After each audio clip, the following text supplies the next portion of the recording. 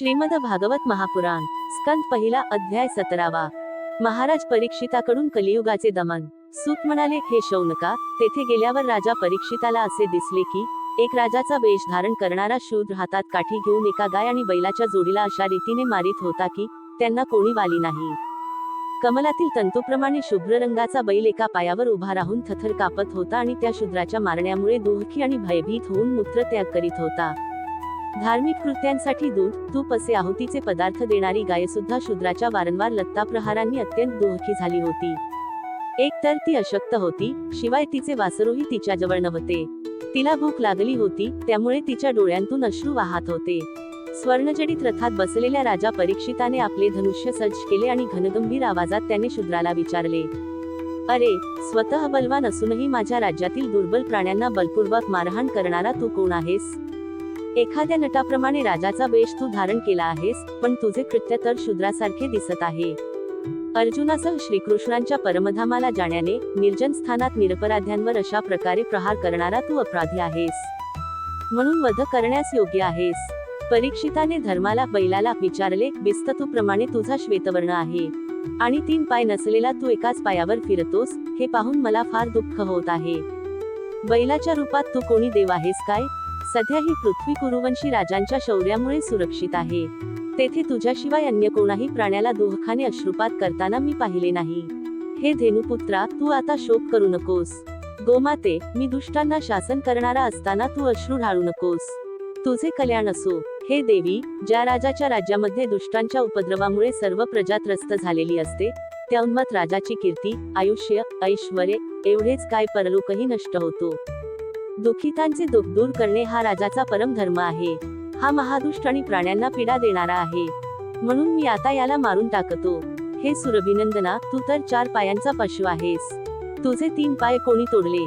जे राजे श्रीकृष्णांचे भक्त आहेत, त्यांच्या राज्यात कोणीही आपल्यासारखा दुःखी असता कामा नये। हे वृषभा, तुझे कल्याण असो।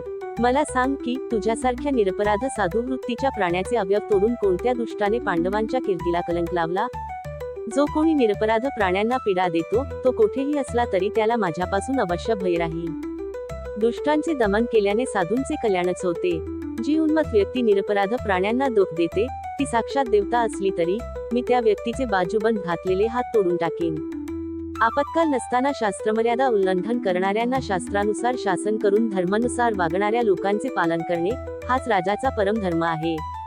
धर्म म्हणाला, राजन, दुःखितांना अभय देणे हे आपल्यासारख्या पांडूच्या वंशजांना योग्यच आहे।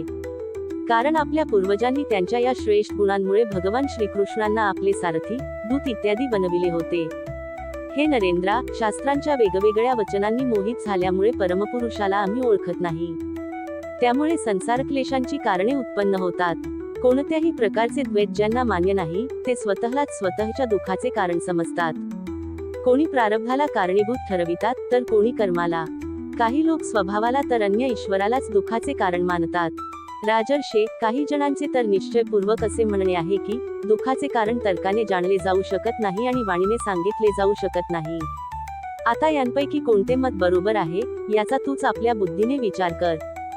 सूत म्हणाले, ऋषीश्रेष्ठ शौनका, धर्माचे हे प्रवचन ऐकून सम्राट परीक्षित अतिशय प्रसन्न झाला, त्याचा खेद नाहीसा झाला। शांत चित्ताने तो धर्माला म्हणाला, परीक्षित म्हणाला, धर्माचे तत्व जाणणारे वृषभदेव, आपण धर्माचा उपदेश करीत आहात। आपण निश्चितच वृषभरूपात असणारे धर्म आहात। आपण आपल्याला दुःख देणाऱ्याचे नाव यासाठी सांगितले नसावे की अधर्म करणाऱ्याला जसा नरक प्राप्त होतो, तसाच नरक चहाडी करणाऱ्यालाही प्राप्त होतो। किंवा असाही एक सिद्धांत आहे की प्राण्यांच्या मन आणि वाणीद्वारा परमेश्वराच्या मायेच्या स्वरूपाचे निरूपण केले जाऊ शकत नाही। धर्मदेव, सत्ययुगात आपले तप, पवित्रता, दया आणि सत्य असे 4 पाय होते। आता अधर्माचे अंश असलेले गर्व, आसक्ती आणि मद यामुळे 3 चरण नष्ट झाले आहेत। आता सत्य हा आपला 4था चरणच फक्त शिल्लक आहे। त्याच्याच बळावर आपण जीवित आहात। असत्याने पुष्ट झालेले हे अधर्मी कलयुग त्यालाही गिळंकृत करू इच्छित आहे। ही गोमाता साक्षात पृथ्वी आहे। भगवंतांनी हिच्यावरील प्रचंड भार नष्ट केला होता आणि त्यांच्या अपूर्व सौंदर्याने युक्त अशा चरणचिन्हांमुळे ही सर्वत्र प्रेक्षणीय झाली होती। आता हिचा भगवंतांपासून वियोग झाला आहे। ही साध्वी अभागिनीप्रमाणे नेत्रातून अश्रुढाळीत चिंता करीत आहे की आता राजाचे सोंग घेतलेले ब्राह्मणद्रोही शूद्र माझा उपभोग घेतील। माझ्यावर राज्य करतील. नंतर महारथी परीक्षिताने धर्म आणि पृथ्वीचे सांत्वन केले. नंतर अधर्माचे कारण ठरलेल्या कलीला मारण्यासाठी त्याने तीक्ष्ण तलवार हातात घेतली. आता हा मला मारून टाकणार हे कलीने जाणले आणि लगेच त्याने आपली राजचिन्हे काढून ठेवून भयाने व्याकुळ होऊन परीक्षिताच्या चरणांवर मस्तक ठेवले. परीक्षित मोठा यशस्वी, दीनवत्सल आणि शरणागताचे रक्षण करणारा होता.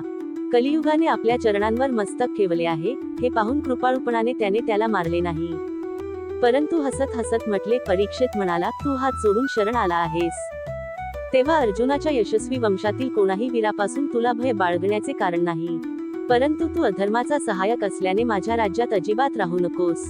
राजांच्या शरीरातील तुझ्या वास्तव्यामुळेच लोभ, असत्य, चोरी, दुष्टता, स्वधर्म त्याग, दारिद्र्य, कपट, कलह, दंभ आणि अन्य पापे वाढत आहेत.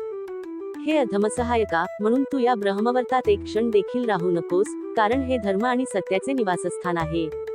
या क्षेत्रात यज्ञविधी जाणणारे महात्मे यज्ञांच्या द्वारा यज्ञपुरुष भगवंतांची आराधना करीत असतात. या देशात भगवान श्रीहरी यज्ञरूपात निवास करीत असतात. यज्ञांच्या द्वारा त्यांची पूजा केली जाते आणि यज्ञ करणाऱ्याचे ते कल्याण करतात. सर्वांच्या अंतर्यामी असणारे ते भगवान वायूप्रमाणे समस्त चराचर जीवांच्या आत आणि बाहेर निवास करून त्यांच्या कामना पूर्ण करीत असतात. सूत म्हणाले, परीक्षिताची ही आज्ञा ऐकून कली थरथर कापू लागला. हातात यमराजासमान तलवार घेऊन मारण्यासाठी सज्ज झालेल्या परीक्षिताला तो म्हणाला. कली म्हणाला, हे सार्वभौम राजा, आपल्या आज्ञेप्रमाणे जेथे कोठे मी राहण्याचा विचार करतो तेथे आपण धनुष्याला बाण लावून उभे आहात असे मी पाहतो.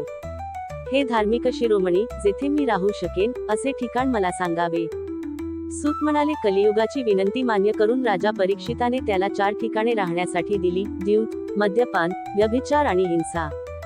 या स्थानात क्रमशः असत्य, मद, आसक्ती आणि निर्दयता या 4 रूपांत अधर्म निवास करतो. कलियुगाने आणखी ठिकाणे मागितली तेव्हा सामर्थ्यवान परीक्षिताने त्याला राहण्यासाठी सुवर्ण, धन हे आणखी एक ठिकाण दिले. अशा प्रकारे कलियुगाची असत्य, गर्व, कामवासना, वैर आणि रजोगुण ही राहण्याची 5 ठिकाणे झाली. अधर्माचे मूळ कारण असलेला कली परीक्षिताने दिलेल्या या 5 ठिकाणी राजाज्ञेचे पालन करीत राहू लागला. म्हणून आत्मकल्याण इच्छिणाऱ्या पुरुषांनी या 5 ठिकाणांचा कधीही आश्रय घेऊ नये. विशेषतः धार्मिक राजा, प्रजेचा लौकिकदृष्ट्या नेता आणि धर्मोपदेश करणारे गुरु यांनी तर सावध राहून या ठिकाणांचा त्याग केला पाहिजे. यानंतर परीक्षिताने तप, शुद्धता आणि दया हे 3 चरण वृषभरूप धर्माला जोडून दिले आणि त्याला आश्वासन देऊन पृथ्वीचे रक्षण केले.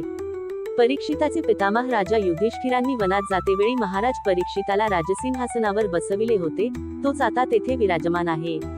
तोच परम यशस्वी, सौभाग्यशाली, चक्रवर्ती सम्राट राजर्षी परीक्षित यावेळी हस्तिनापुरात कौरवकुलाच्या राजलक्ष्मीने शोभत आहे. हा अभिमन्युपुत्र राजा परीक्षित असा प्रभावशाली आहे.